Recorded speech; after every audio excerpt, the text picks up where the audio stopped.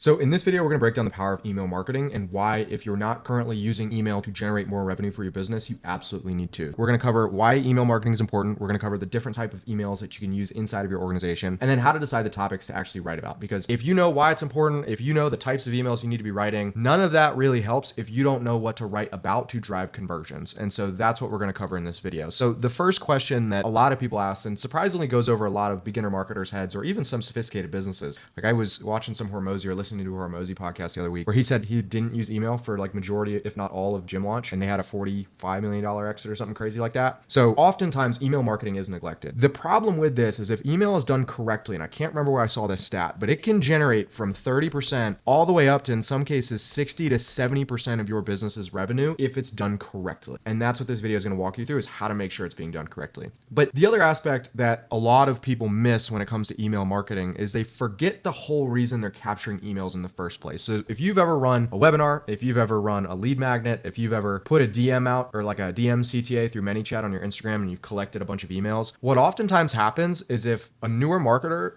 does not get, or if a marketer in general does not get a conversion on that first action, like your pre-call emails, like your lead magnet emails, if you don't get a booked call, that email just disappears into the abyss. And what happens is, although your CRM may be getting used extensively on the sales side, you're basically forgetting that a CRM even exists on the marketing side. And this often happens when operators or business owners get lazy and they built their entire business on the back of organic marketing to where they go, okay, cool, whatever, we'll just get some more leads by making another post. You can do that, but again, you're missing out on potentially 30 to 60% of the revenue that you could be generating. And so that is why it's so important, because inside of that CRM, again, you're capturing name, email, and phone number. And in fact, 9 times out of 10, all I care about is your name and your email. Oftentimes, I won't even ask for text depending on what it is. And so that is why this is so important, because there are so many ways that you can use email to generate revenue in your business. And that brings me to the second part of this video, which is what are the different types of email that you can use. So if you've spent any time on the channel, there is your traditional use cases for email that you see across any funnel. These would be things like pre-call emails, no-show emails. Let's say we're in e-com, abandoned cart. Basic emails that you see for different types of businesses. And the whole purpose of these is to pre-frame or to scoop people back up that we're about to buy or we're a part of your buying journey at some point. For example, pre-call emails, these would be things that you send to your prospects before they have a sales call to frame them prior to speaking to your sales rep.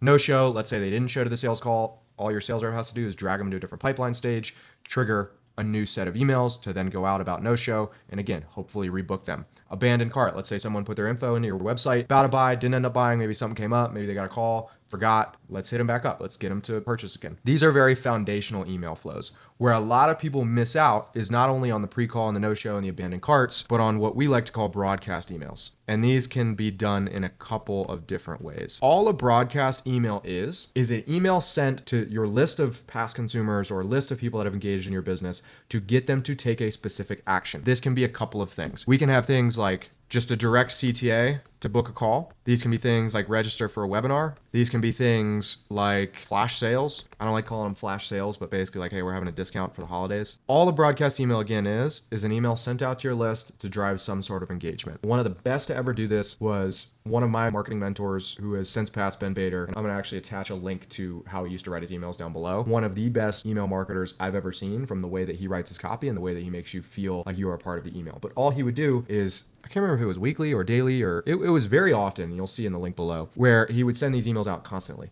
Just getting people to engage, getting people to buy in, getting people to, register for a webinar, book a call, sometimes just read the email. And so that is what a broadcast email is it's something sent out to your list to drive some sort of action. And here's where you can get really creative, and this is where the power of your CRM really comes in. And so there are a bunch of situations where you can use email to market your product or service. In terms of understanding what you can write emails about, the best way we tell all of our consulting clients to do this, and what we do inside of our own business, is we will map out the customer journey from ad all the way to close deal. Along this, again, you'll have your funnel, you'll have, let's say it's a webinar and a sales call. And what you want to do in this point is mark out every single spot where you can lose somebody. Maybe somebody opts in and needs to show up for the webinar, so we need emails for that. Let's say they don't show up to the webinar. Well, then we need emails to get them to show up to the next one. Same thing for sales calls. Show up emails for sales calls. No show emails for sales calls. Let's say they are not financially qualified. Let's put them into a re-engagement sequence to get them to book 6 months later or 3 months later, whenever they said they would. And so all we're doing on the marketing side is mapping out every single step in your current marketing and sales process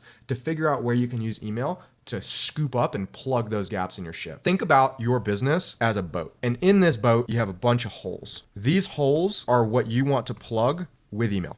That's it. All I'm doing is I'm taking emails and I'm plugging these revenue gaps that I currently have to then say, cool, you didn't buy this time. Here's an email to maybe get you to buy again. Cool, you didn't do this. Here's an email to maybe get you to buy again. What you want to also be doing besides like these general CTA emails is just providing value. Like one of the things I love is to open up an email from somebody that is just telling me like, hey, this is how you solve this problem. This is how you solve that problem. This is how you solve this problem, and nothing else. Or like, check out this YouTube video to help you solve the problem. And there's no hard CTA on the email, like book a call, register for the event, do this, do that. Sometimes if all you do is provide value, you will eventually get people across the line, and you'll be surprised how many of your sales reps will say, oh, they consume that email. That's crazy. One of the things we do in not all of our clients, but the ones that we work with longer, just because of the effort required to implement this, is we will typically build out 120 to 190 day email sequences of just straight value. And we'll do like 1 out of every 3 emails is a CTA. And so if they opt into the ecosystem, they're getting 66% of the emails they get are just designed to help them solve the problem they're currently dealing with. So that when we do make that ask on the 1 out of 3, they're much more likely to say, yeah, sure, whatever, let's do it. That is the power of email. And so now that we understand why email is important and the types of emails you should be writing, the hardest part is deciding the topics that you should be writing about. And this is way easier to do than you may think. And it goes back to the same approach that we use when determining marketing angles, writing copy. There's gonna be a video link somewhere here. If you're curious to learn more, you can also book a call to speak with us and we'll run you through the approach that we typically take to choosing marketing angles to write about in ads, email copy, what your funnel should be about, etc. Like I said, there's a link below. So either check the video out or check the forum below. You can book a call. How do I decide topics? Very simply put, all I'm going to do is look at a couple of things. I will say this is slightly different than the angles video. You're gonna look at sales calls. If you run webinars or any events, you're gonna look at chat logs, and you're gonna look at if you already have been sending emails, you're gonna look at email replies / SMS replies. The reason that we focus more on the internal sources of data is because email is an internal way to generate revenue. Yes, you can do cold email, and that's a whole nother video. But if you're using email marketing in your business, 9 times out of 10, somebody already relatively knows who you are. They've raised their hand. They said, yes, you're good to send me emails. And so now you're speaking to somebody that is already warm to a certain extent. How warm? Again, that is to be determined. Can you pinpoint that with every email? No, but they're already warm. And so the topics you speak about need to be topics that people are saying, oh yeah, cool, I have a question about that, or I've been asking about this. Your YouTube comments are a great one, social media comments. But in my opinion, it should only be things that are related to your existing business. This isn't where you go out of market and you do market research and you look at threads and you look at all this, because again, people have already come across you. If we look at like funnel, the funnel structure, you have top of funnel, bottom of funnel. Email is typically sits in this range of middle of funnel and bottom of funnel, because again, you're nurturing the people that came in. You're saying, cool, I got an email for you. Let's turn this into dollars. Let's get you to buy. And so all we're going to do is we're going to be looking at sales calls, chat logs, email replies, SMS replies, YouTube comments, Instagram comments, you name it. And what I'm going to do is I'm going to list out these topics by frequency. So how often are these questions getting asked? Let's say I had a consulting call. I had a question from a consulting client and I want to write about it. Feel free to. I wouldn't like set a hard rule about I can only write about topics that come up a bunch, but generally speaking, it's a good place to start, especially for those broadcast emails. So I can understand, cool, this is where a lot of our consumers, this is the questions a lot of our consumers have. That's the first thing. The second thing is we want to do an exercise similar to what we did before, where we're mapping out the sales process and the marketing funnel from ad all the way to closed deal. What we're going to do is, again, 1, look at all of these, but 2, let's say we're doing a pre-call thing or a no-show thing or all of this other stuff. I'm going to think and look at every single situation where somebody may drop off and go, why would they drop off? What questions did they have on the sales call that we weren't able to answer? How do they reply to a setter hitting them back up? And I'm going to look for all of the data of topics or questions or concerns that were brought up in this journey. And I'm going to turn those into my pre-call sequences, my no-show sequences, etc. For example, let's say there's not enough urgency on the sales call, or people are like, yeah, I'm just kind of here. I don't really know what it is, whatever.